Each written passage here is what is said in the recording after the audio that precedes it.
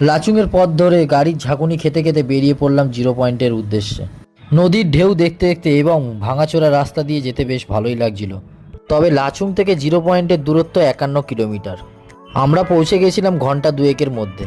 এলোমেলো রাস্তা শেষ হতে না হতেই কিছুটা যেতেই পড়ে গেল চেকপোস্ট। আমাদের ড্রাইভার ভাই চেকপোস্ট থেকে পারমিটটা করিয়ে নিয়েই বেরিয়ে পড়লাম ইউথাংয়ের দিকে। ইউথাংয়ে বরফে ঢাকা পাহাড় আর মেঘে ঢাকা আকাশ, সেই সৌন্দর্যের মজা নিতে সবাই ব্যস্ত।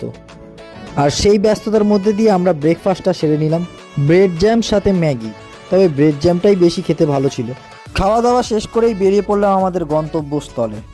অবশেষে এসে পৌঁছলাম বরফে ঢাকা পাহাড় অর্থাৎ জিরো পয়েন্টে। কাঠের ব্রিজ পার করে পৌঁছে গেলাম আমাদের গন্তব্যস্থলে। সেখানে ছিল যেমন হাড় কাঁপানো ঠান্ডা ফুরফুরে হাওয়া, সাথে অক্সিজেনেরও সমস্যা। মজা লাগছে, তবে ঠান্ডা আর অক্সিজেনের সমস্যাটা সাথে হচ্ছে।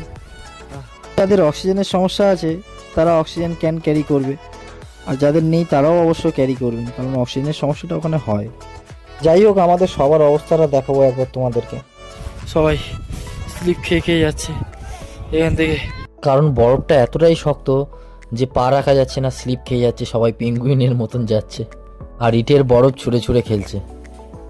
তবে যতই ঠান্ডা হোক না কেন, এই সৌন্দর্য মজা আমরা বেশ নিয়েছিলাম। চারিদিকে বরফ আর বরফ। অবশেষে আমাদের সবার স্বপ্নটা পূরণ হয়েছে।